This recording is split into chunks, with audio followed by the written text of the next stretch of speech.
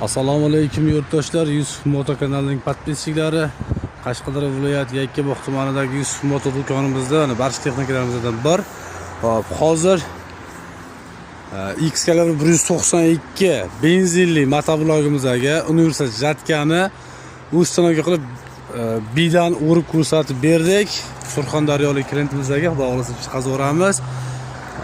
Videoni oxiriga qo'yib yuboramiz.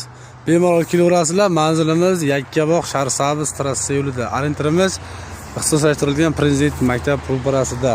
Kelaverasizlar.